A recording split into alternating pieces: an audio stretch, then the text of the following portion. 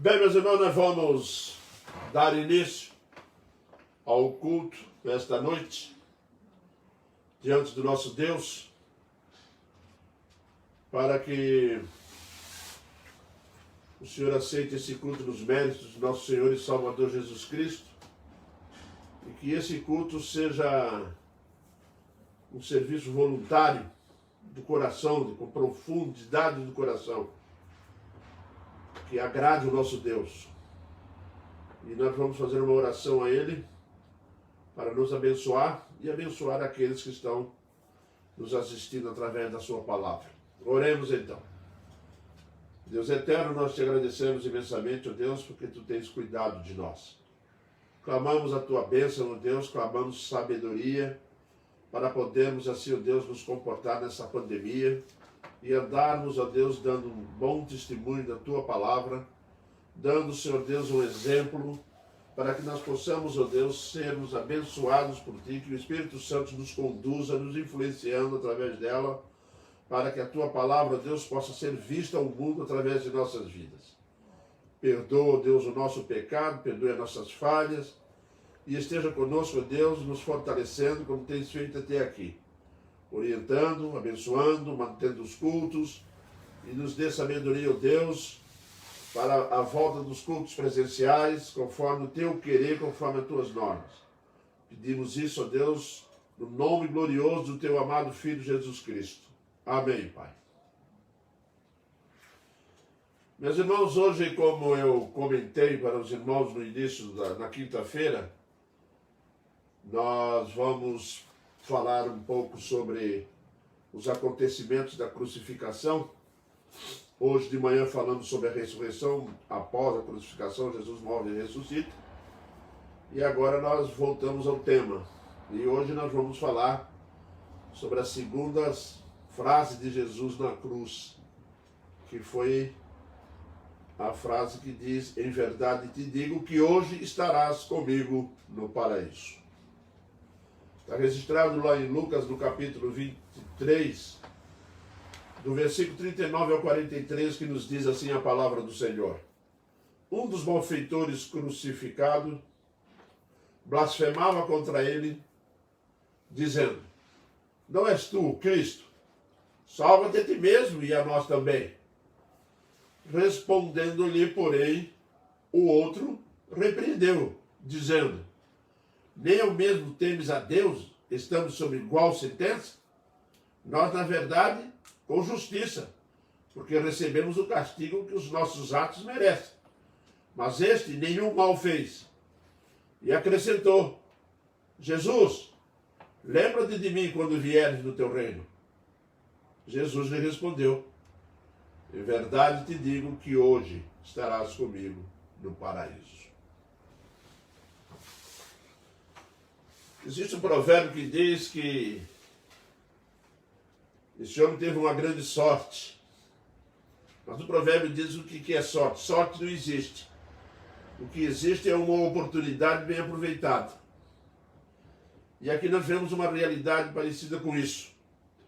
Evidentemente, essa oportunidade não foi criada por ele.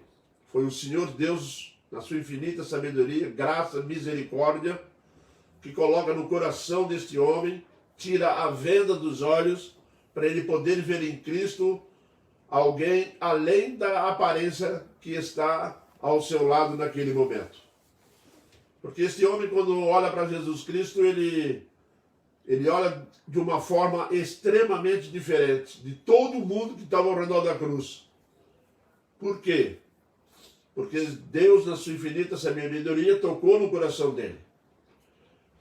Sim, meus irmãos, Jesus Cristo certa vez perguntou: o que dizem a meu respeito ao Filho do Homem por aí? Os discípulos disseram, uns dizem Elias, outros dizem Jeremias. Aí Pedro disse assim: tu és o Filho do Deus Altíssimo. Aí Jesus falou para ele: Pedro, não foi sangue nem foi carne que te revelou estas coisas. Quem te revelou estas coisas foi meu Pai Celeste que está nos céus. A salvação é o milagre de Deus no coração da pessoa. A compreensão de quem é Jesus procede do Pai. Só Deus revelando quem é o nosso Senhor, é que nós podemos crer nele.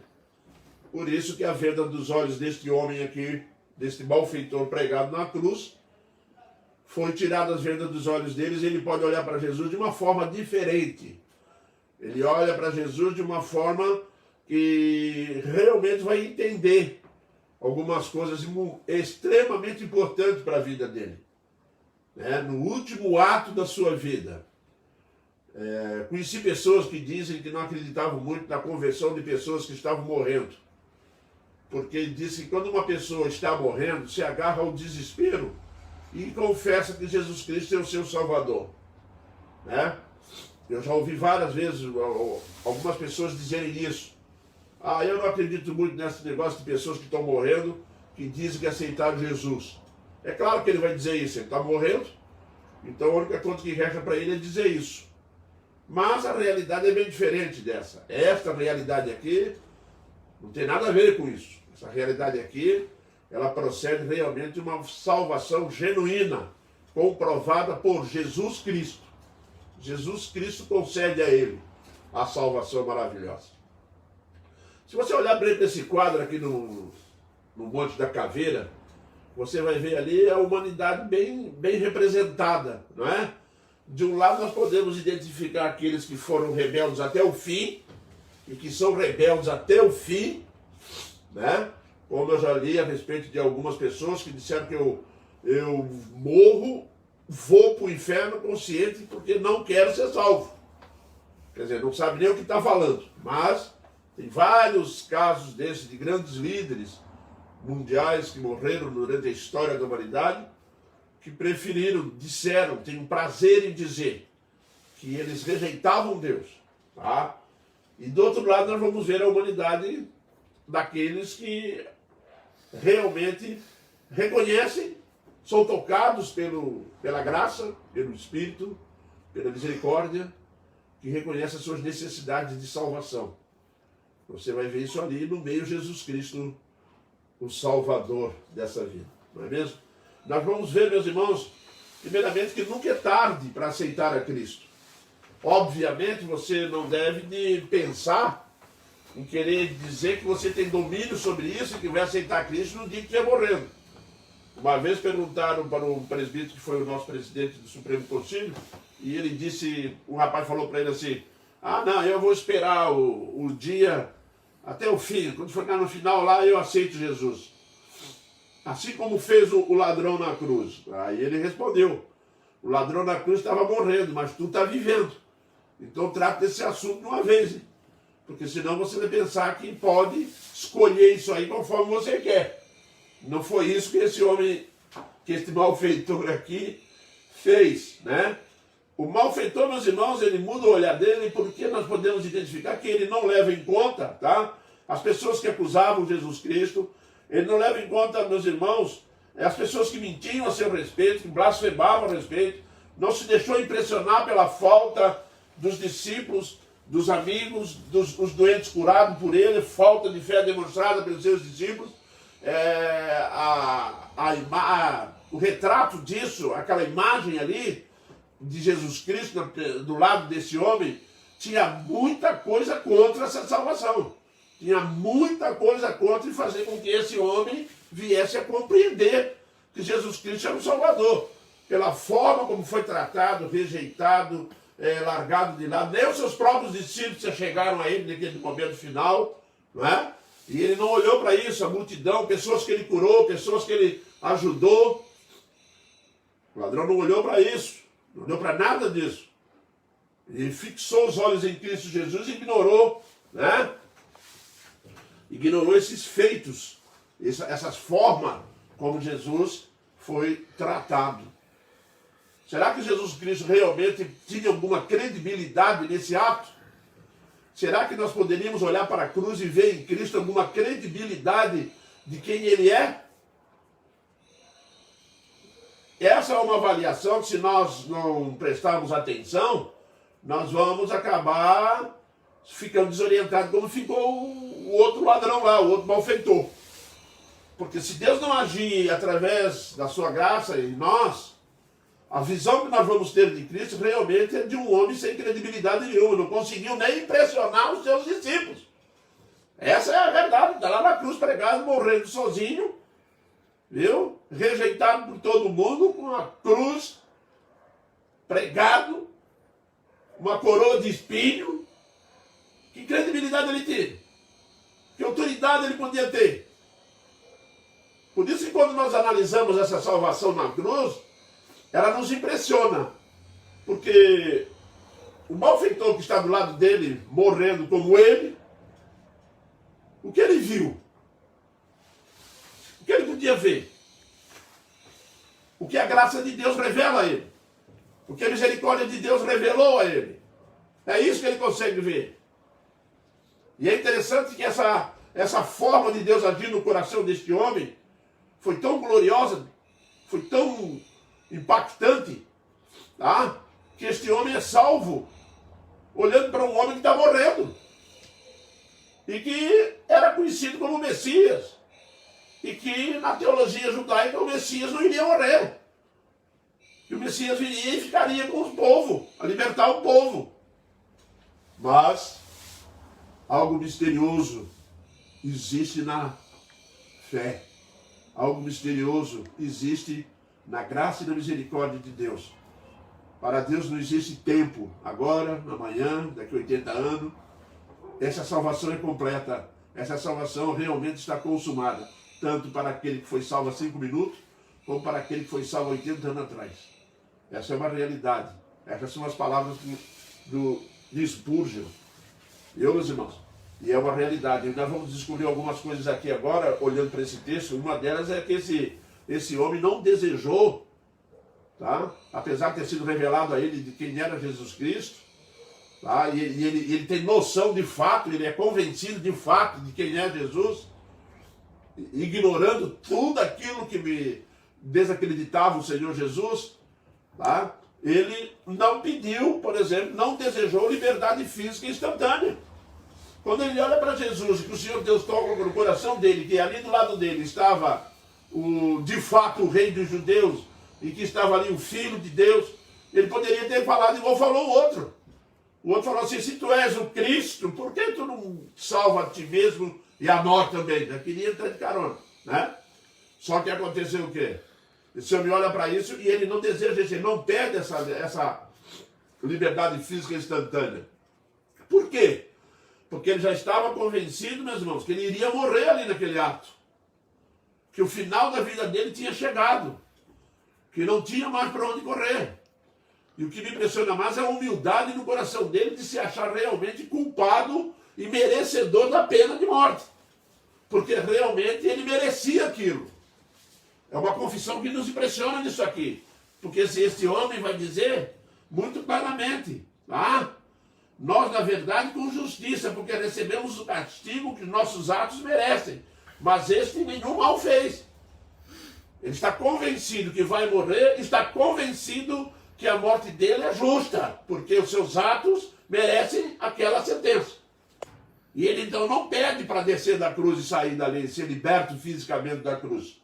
Desejou que Jesus Cristo se lembrasse dele pela sua graça, pela sua misericórdia. Ele não olhou para Jesus e disse assim: tu tens que lembrar de mim. Não. Ele olha para Jesus e diz apenas uma frase: lembra-te de mim. Pediu um favor para Jesus não esquecer dele. Quando viesse, e é interessante que ele é: quando vieres no teu reino. Aqui ele está convencido que está do lado de um rei, que tem um reino e que vai voltar. É impressionante. Quando Jesus voltasse em sua glória com o seu reino, ele pede a Jesus Cristo: não te esqueça de mim, lembra de mim.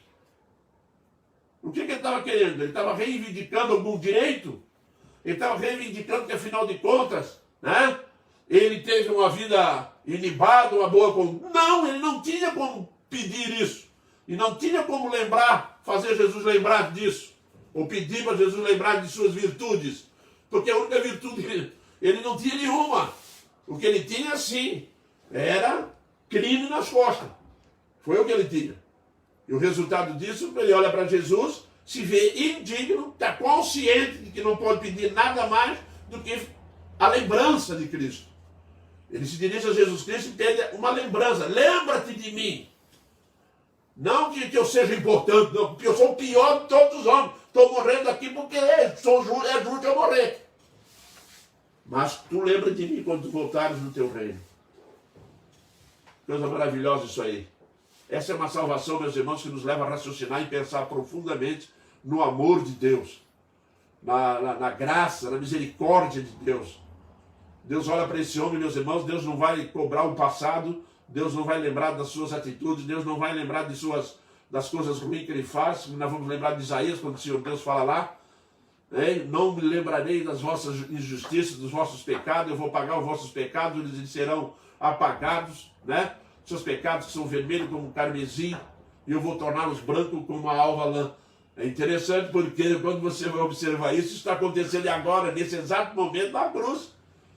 Por isso você que está me ouvindo agora, que não tem Jesus no coração, não vem dizer para si mesmo que você não tem uma oportunidade. A oportunidade está estendida. Sim, não diga que é tarde demais. Não é. Não é tarde demais. Olha para aquela cruz e você vai ver que para Deus não existe tempo para salvar quem Ele quer. Portanto, ao olhar para a cruz, nós temos uma lição extremamente preciosa para aprender com relação a isso. Realmente Deus estende a sua graça, a sua misericórdia. Deus não está ligado ao tempo, ao teu passado. Nós estamos sendo vistos por Deus não por aquilo que nós éramos, mas aquilo que Ele pode fazer de nós, por aquilo que Ele pode nos transformar, pela pessoa que Ele pode nos tornar, uma pessoa salva. Esse homem não teve tempo de testemunhar de Jesus durante a vida dele, mas ele dá um testemunho de Jesus agora na cruz lá que impressiona, que nem mesmo entre os discípulos você viu uma fé, uma convicção tão profunda como daquele homem. Nas circunstâncias que ele estava, realmente é profunda essa convicção. E às vezes nós vemos pessoas em menos situações, em situações muito favoráveis, não é? Em situações boas, como nós estamos visto, muita gente que não está pendurado na cruz, negando, rejeitando a Cristo. Infelizmente nós temos presenciado isso e temos visto isso. Mas a graça e a misericórdia de Deus estendeu-se àquele homem, naquele último momento da vida dele. Ele é uma oportunidade única, que dali para frente ele ia para a morte. E estava na beiradinha de ir para o inferno. Aí Deus estendeu a mão, tirou ele de lá. Glória a Deus por isso, né, meus irmãos?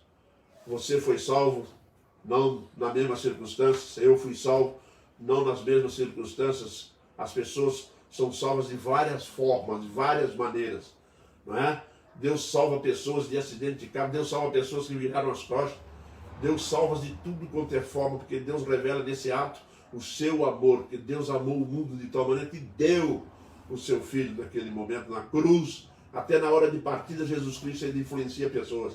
Até no momento de partida, onde todo mundo poderia desacreditar Jesus, o Senhor Deus eterno vai lá e faz ao contrário. Faz com que Jesus Cristo tenha toda a credibilidade de quem Ele é, o Salvador. Essa foi uma ação de misericórdia de nosso Deus e Pai Todo-Poderoso. Nós vamos observar isso também num segundo ponto aqui, é quando esse homem faz essa oração. Ele faz uma oração ousada, Jesus. Ele faz, né, meus irmãos? Ele faz uma oração extremamente ousada. Ele ousa crer na vitória final. Olha só, hein? Ele está vendo Jesus ali, nada é favorável. É um homem que está sangrando, está respirando com dificuldade, está desfalecendo, está morrendo. Mas lá no coração ele sente que esse homem, e crê nele. E crê na vitória final do rei, que naquele exato momento não demonstrava outra coisa além de seu poder de morrer. Observou isso? Da onde veio essa convicção? Da onde? Veio de Deus. Porque quando ele olha para Jesus Cristo, ele não só o considera, não só consegue ver um rei, mas consegue ver, a partir do momento que aquele homem está morrendo, angustiado, né, asfixiado, não é? Sangrando até a morte, e ele ainda olha para ele e diz assim, esse homem ainda vai ser vitorioso, vai sair daqui vitorioso. Meus irmãos, isso é inexplicável. Porque se nós víssemos Jesus Cristo andando na Palestina, andando em Jerusalém, saudável para lá e para cá, nós podemos dizer, ele pode reagir a qualquer momento e sair vitorioso. Mas no momento da cruz, naquele momento ali, é muito difícil chegar a essa conclusão. De chegar à conclusão que Jesus, que aquele homem morrendo ali, ia sair vitorioso. Que ia ter vitória. É complicado. Porque isso nós temos que entender, porque foi graça, foi misericórdia, foi Deus colocando no coração dele. Ele vai ser vitorioso. E realmente é. E foi. Como explicar tal fé? Hein? Não dá para explicar. É porque houve uma operação especial da graça de Deus naquele momento, né, no seu coração. Meus irmãos, preste bem atenção.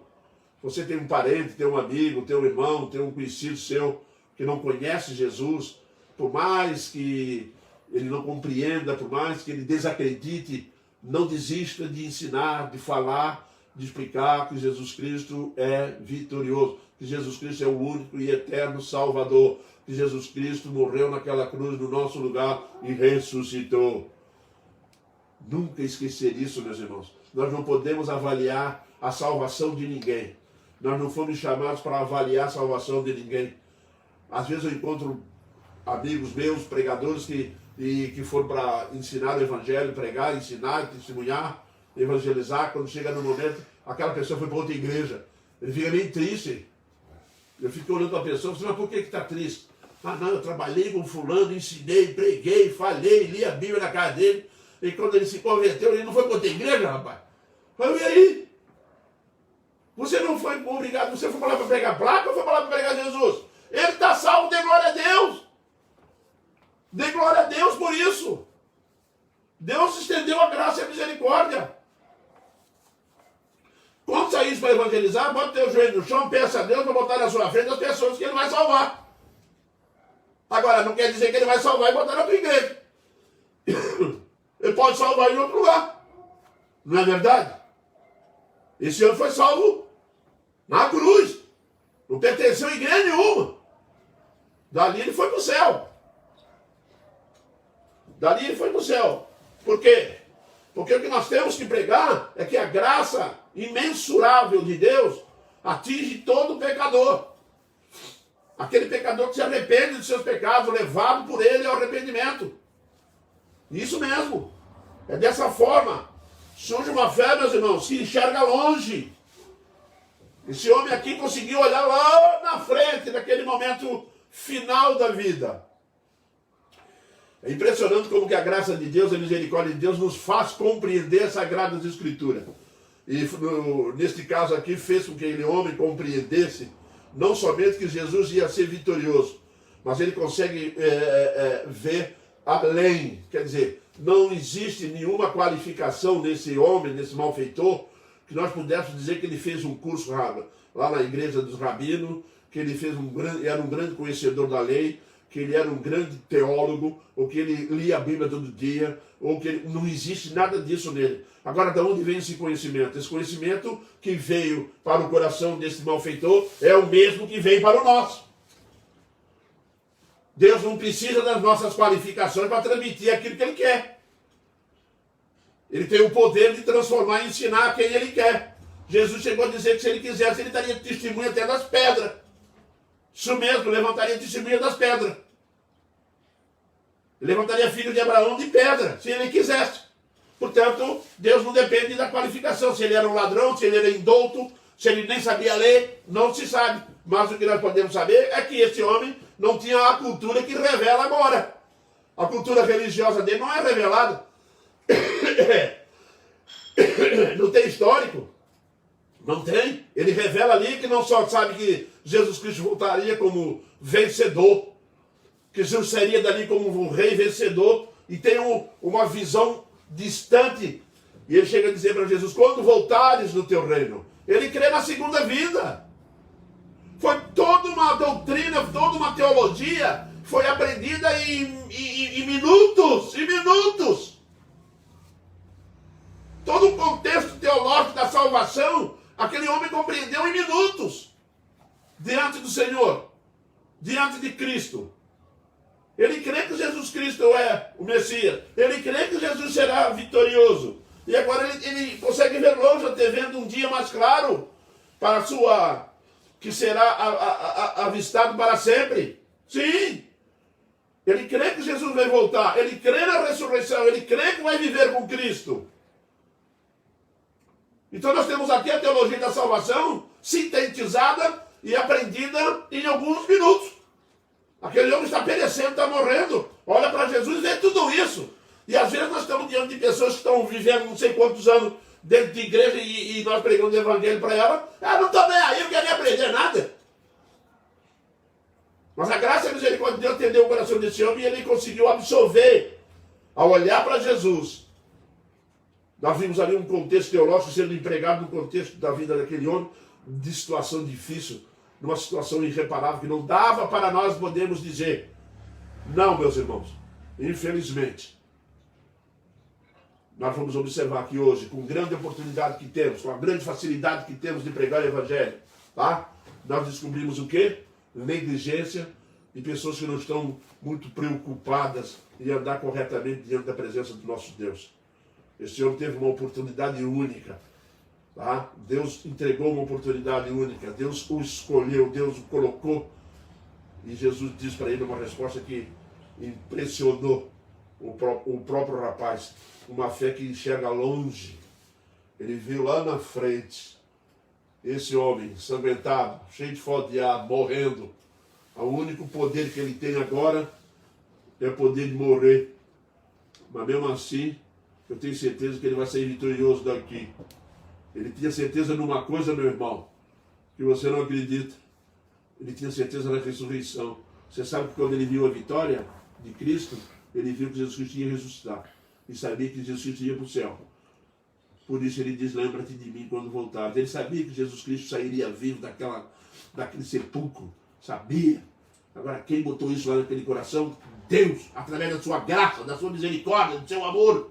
Isso mesmo. É isso que nós temos que aprender aqui. Que Deus é magnífico. Amou de tal maneira. Amou profundamente esse homem. Ele tinha alguma qualificação para ser amado? Ele tinha alguma coisa de bom na vida dele para ser? Não tinha nada. Ele mesmo diz. Somos merecedores dessa pena de morte que estamos passando aqui, ué? Sim. E aí nós vamos observar, meus irmãos, como que Deus é bom, infinitamente misericordioso. E glória a Deus por isso, quando você olhar para essa cruz, olhar para aquela imagem lá do ladrão ao lado de Jesus Cristo e ver ali a mensagem mais profunda, é o amor de Deus. O amor de Deus usando Jesus Cristo, seu Filho, de uma forma esplendorosa, de uma forma gloriosa. Deus vai usar o seu Filho naquele momento final. Um semblante caído, sofrido, machucado, morrendo.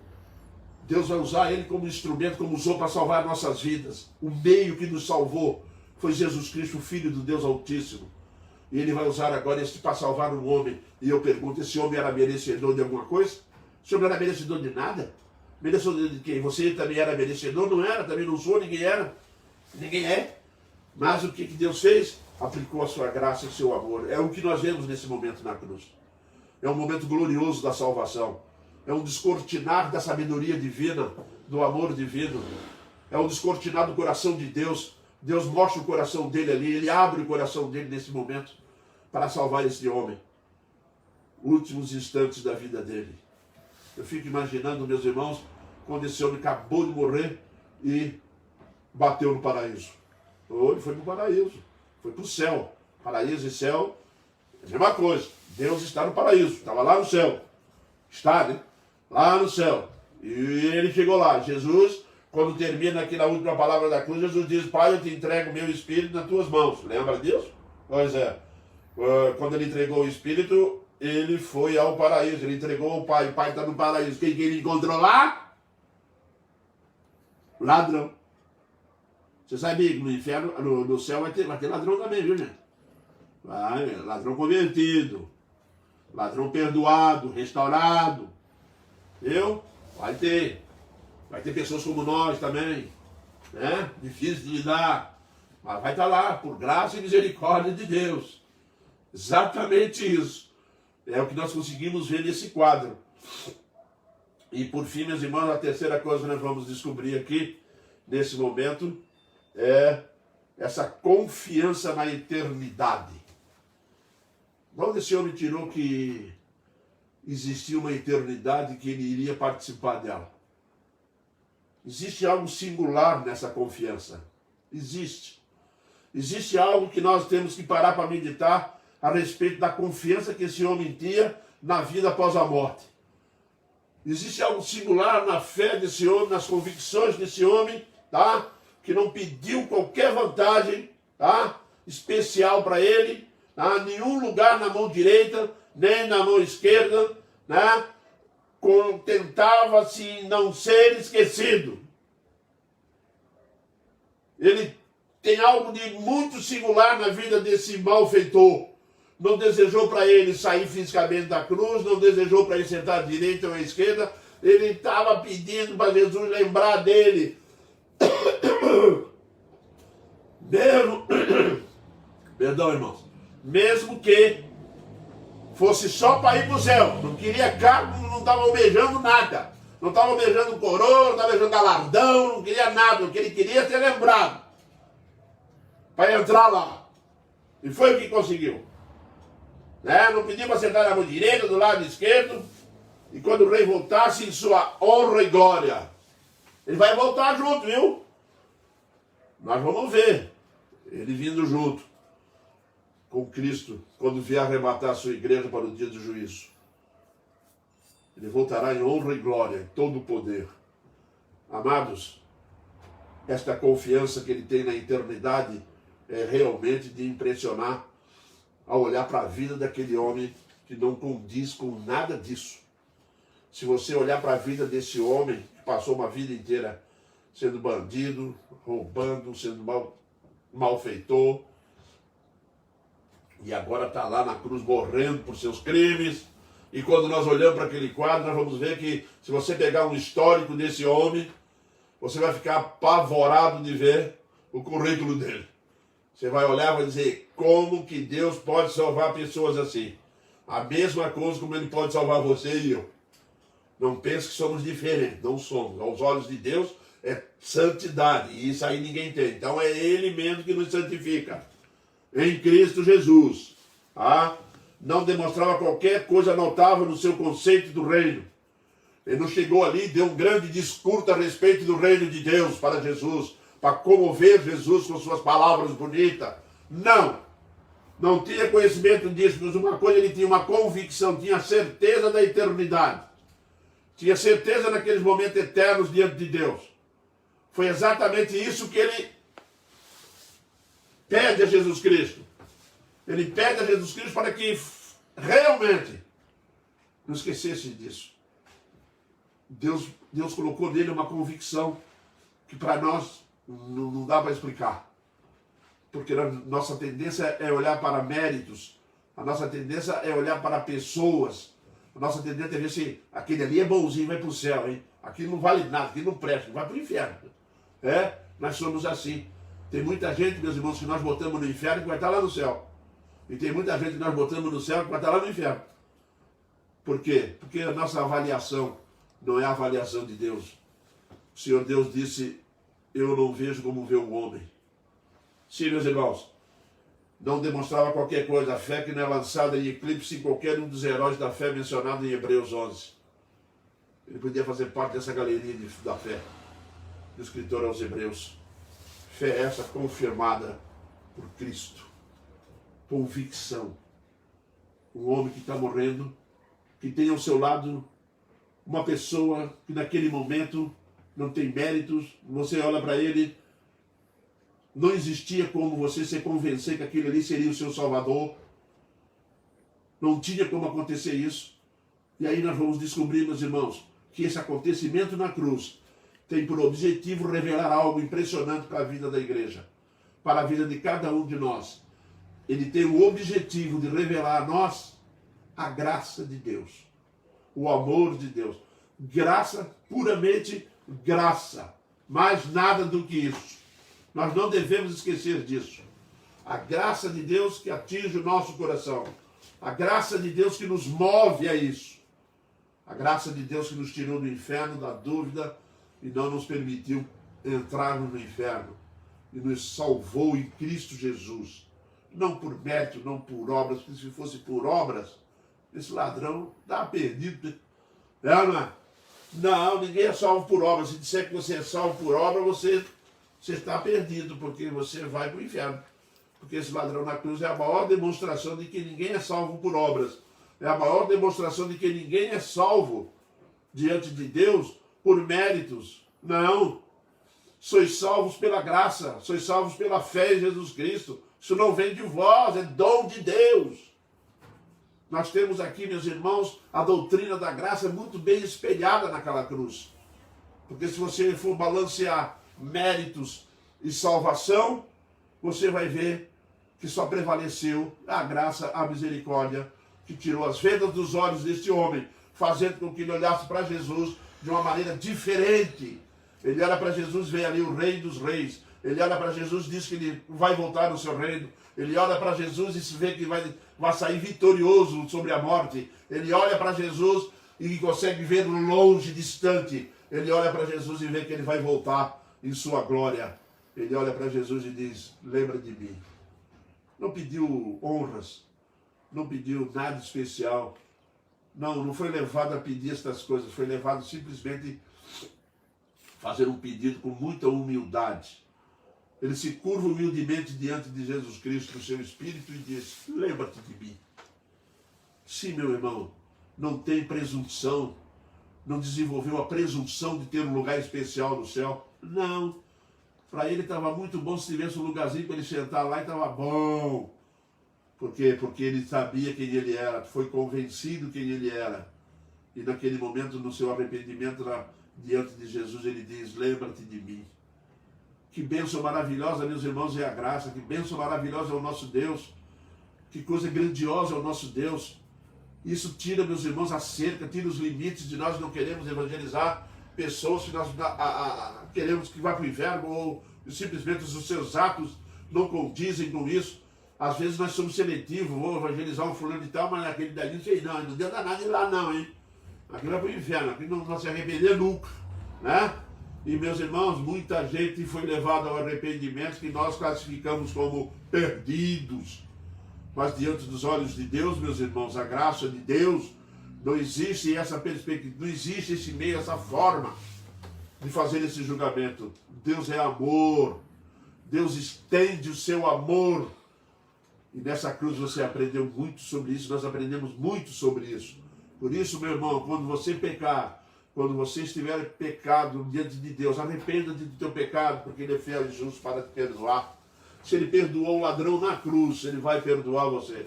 Vai me perdoar. Pode ter certeza absoluta disso. Depois que você olhar bem para esse quadro da cruz, depois que você olhar bem para esse homem, esse malfeitor, que inclusive morreu por causa dos seus pecados, por causa dos seus erros, tá? Foi salvo por Jesus Cristo. Sim, meu irmão. Se você pecar diante de Deus, confessa. Porque aquele homem lá, nós poderíamos classificá-lo como o último homem a ser salvo. Sim. O último homem a ser salvo. Porque o que tinha de ruim contra ele era demais. Era tanto que era o mais perseguido, mais procurado e condenado à morte. E agora, lembra-te de mim. O que mais me impressionou foi a resposta de Jesus. A resposta de Jesus, nós vamos concluir com a resposta dele, lá no versículo 43. E Jesus respondeu, em verdade te digo que hoje estarás comigo no paraíso. Isso mesmo, meus irmãos. Jesus marcou o encontro com aquele homem no paraíso. Aquele homem tinha todas as possibilidades e probabilidades de ir para o inferno. Mas quando ele foi atingido pelo amor, pela graça e misericórdia de Deus, Jesus Cristo marca o encontro com ele. Hoje você estará comigo no paraíso. E essa era uma garantia, foi um brado de garantia que Jesus deu a ele. Você estará comigo no paraíso. Nada pode mudar mais esse quadro. Jesus morrendo, diz a ele: você vai me encontrar no paraíso daqui a pouco. E quando Jesus morre, como eu já disse, entrega o Espírito ao Pai. O Pai está no paraíso. Jesus, o corpo está no túmulo, mas Jesus está com o Espírito dele no paraíso. O ladrão chegou lá, o corpo do ladrão estava no túmulo, mas o Espírito dele foi para o paraíso. Porque isso é lá atrás de Gênesis, você vai entender essa aí. Hein? O homem morre, voltará ao pó, e o Espírito voltará a Deus. E lá estava o ladrão agora encontrando Jesus. Eu fico imaginando que encontro, hein, meus irmãos? Estarás comigo no paraíso. Eu fico imaginando aquele homem, meus irmãos. Já imaginou o colega dele olhando lá do inferno, hein? Já pensou se ele pudesse ter acesso para ver, igual a palavra lá de Lucas, do rico que viu Lázaro no céu? Que sofrimento, hein? Que desespero, hein? Que revolta ele ia dar no coração. E não deu. Olha lá, mas ele foi para o céu, um sem vergonha igual a mim, rapaz, um pecador miserável igual a mim. Como é que ele conseguiu, rapaz? Ele não conseguiu, quem conseguiu foi Cristo. Isso mesmo, meu irmão. Esse encontro foi marcado no paraíso. E esse encontro foi realizado. Sim, o Senhor encontrou ele no paraíso. E ele está lá no céu hoje. Ele está lá no céu hoje aguardando a ressurreição. E Jesus está querendo marcar o mesmo encontro com você. Você quer encontrar Jesus? Quer encontrar Jesus no paraíso? Quer ter um padrão de vida realmente onde você pode ter certeza que o caminho que você está fazendo é um caminho que está te levando ao paraíso? Que o caminho é Jesus. Por isso Jesus disse: hoje estarás comigo, porque eu sou o caminho, a verdade e a vida. E foi isso que aquele homem entendeu, e foi isso que Jesus ofereceu, e foi isso que Deus estendeu a ele. Graça, amor e misericórdia para todos sempre. Eternamente vivendo com Jesus. Tinha alguma qualificação? Não. Se fôssemos nós o juiz, teríamos condenado ele ao inferno. Mas glória a Deus que quem faz esse julgamento é o Senhor Deus, que usou Jesus Cristo como seu instrumento nos momentos finais da vida dele, para uma última oportunidade para um homem que estava morrendo. Portanto, se houve uma chance para esse homem, não devemos nos calar, porque a misericórdia e a graça de Deus ainda não encerrou-se. Deus ainda continua estendendo misericórdia e graça. Amém, irmãos? Que Deus nos abençoe cada vez mais ao olharmos para essa cruz, olharmos para Jesus e vermos nele o nosso Salvador, e olharmos para esse homem na cruz e vermos nele a graça, a misericórdia de Deus em ceder Jesus Cristo, seu Filho amado, numa cruz, para poder salvar aquele homem. Amém? Que Deus nos abençoe e nos guarde, e que nos mantenha sempre fiel à sua palavra. Nós vamos encerrar esse momento de culto e dizer aos irmãos que logo após nós temos a live de louvor, tá? Portanto, você fique para participar da live do louvor. E nós vamos encerrar então esse momento com uma oração. Oremos, meus irmãos. Senhor Deus, nós te louvamos agradecido pela tua graça, pelo teu amor para conosco, porque nós podemos ver, ó Deus, as evidências dessa graça.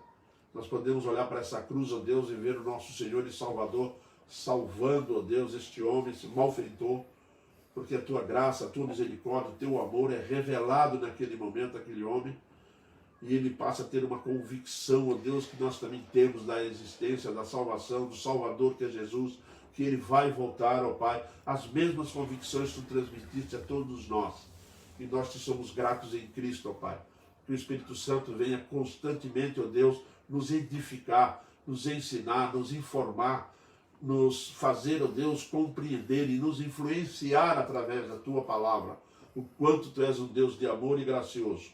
Ajuda-nos, ó Deus, a propagar, a ensinar, a pregar esse evangelho maravilhoso de salvação. Perdoa, Deus, o nosso pecado, as nossas falhas diante de ti. É o que nós te pedimos em Cristo, teu Filho amado. Amém. Até terça, se Deus assim o permitir.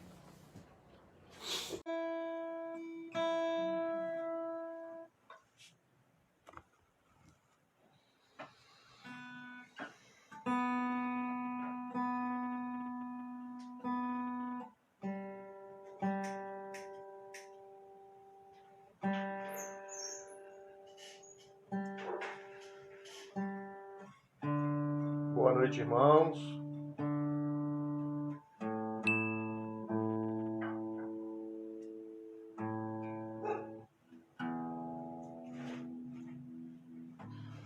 Graça e paz. Enquanto o pessoal vai chegando.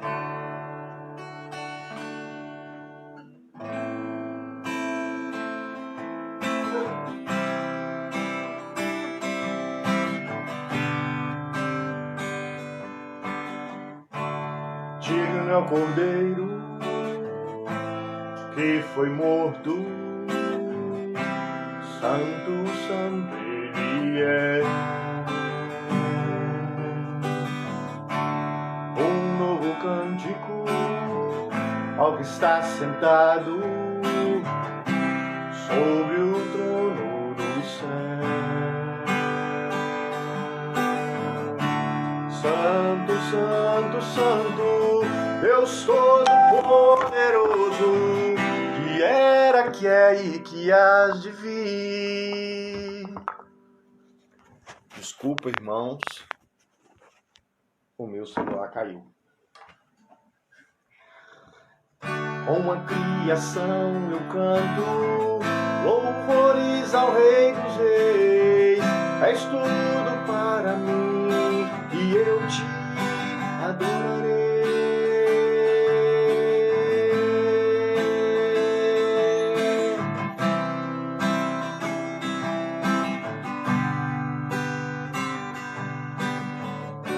Estás vestido do arco-íris. Vamos ter que mudar aqui, irmãos. Infelizmente, o meu pedestal não está colaborando comigo.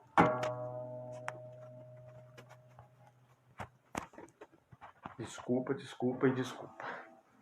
Infelizmente, o meu pedestal não resolveu me ajudar aqui hoje. Mas vamos dar início, então, agora o nosso louvor. O pessoal já está todo aí. E o primeiro cântico, Alto Preço. Eu sei que foi pago um alto preço para que contigo eu fosse meu irmão. Quando Jesus derramou sua vida,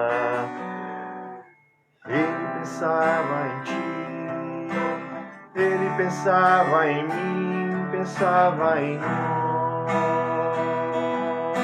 Eu sei que foi pago um alto preço para que contigo eu fosse o meu irmão. Quando Jesus derramou sua vida, ele pensava em mim, ele pensava em ti, pensava em nós, e nos via redimidos por seu sangue, lutando o bom combate do Senhor, lado a lado trabalhando, sua igreja edificando e rompendo as barreiras pelo amor. E na força do Espírito Santo nós proclamamos aqui que pagaremos o preço de sermos um só coração no Senhor. E por mais que as trevas militem e nos tentem separar, com os nossos olhos em Cristo, unidos iremos andar. E na força do Espírito Santo nós proclamamos aqui e pagaremos o preço de sermos um só coração no Senhor. E por mais que as trevas militem e nos tentem separar, com os nossos olhos em Cristo, unidos iremos andar. Unidos iremos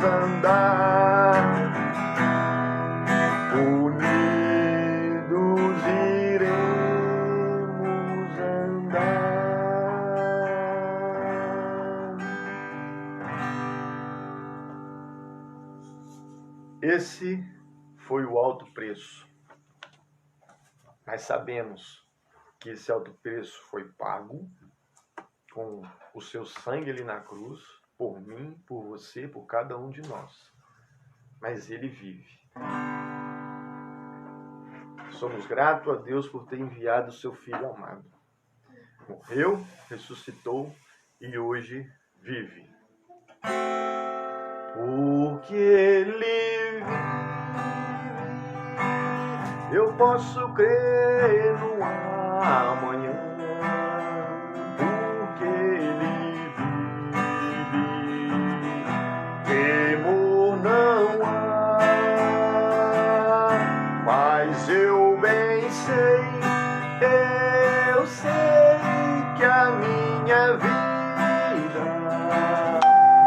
está nas mãos do meu Jesus, que vivo está. Deus enviou seu Filho amado para nos salvar e perdoar. Na cruz morreu por meus pecados, mas ressurgiu e vivo com o Pai está. Porque ele vive, eu posso crer no amanhã. Porque ele vive, temor não há. Mas eu bem sei, eu sei que a minha vida está nas mãos do meu Jesus, que vivo está. E quando enfim chegar a hora em que a morte enfrentarei, sem medo então terei vitória, verei na glória o meu Jesus, vivo está. Porque ele vive, eu posso crer no amanhã. Porque ele vive, temor não há. Mas eu bem sei, eu sei que a minha vida está nas mãos do meu Jesus, que vivo está.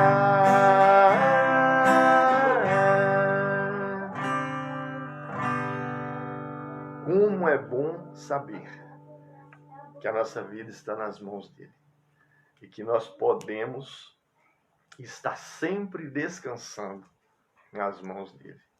Com isso, sabemos que todo louvor, honra e glória é para ele. Todo ser que vive, louve ao nome do Senhor.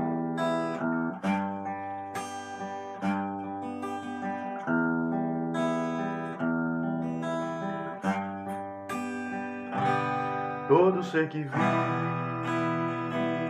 louve o nome do Senhor.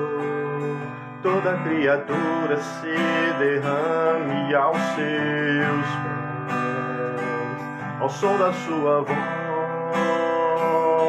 o universo se desfaz. Não há outro nome comparado ao grande eu sou. E mesmo sendo pó com tudo que há em mim, confessarei. E céus e terra passarão, mas o teu nome é eterno. Todo joelho dobrará ao ouvir teu nome, teu santo nome. Todo ser confessará, louvado seja o teu nome, teu santo nome.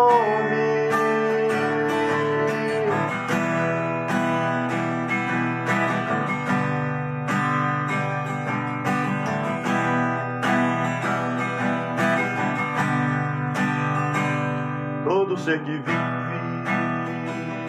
louve o nome do Senhor. Toda criatura se derrame aos seus pés, ao som da sua voz, o universo se desfaz. Não há outro nome comparado ao grande eu sou. E mesmo sendo pó com tudo que há em mim, confessarei,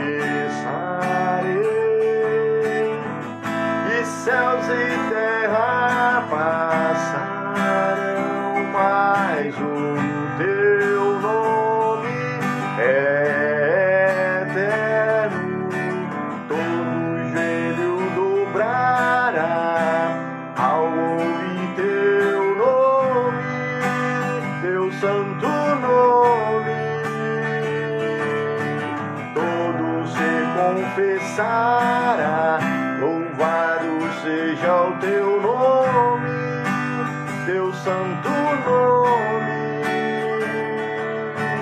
Todo joelho dobrará ao ouvir teu nome, teu santo nome.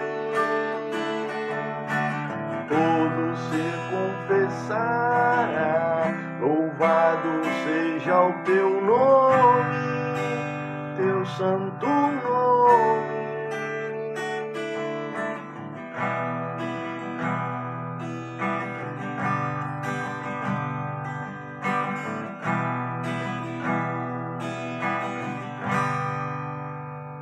Amém. No último dia, no final, não vai ter aquele que não vai se prostrar.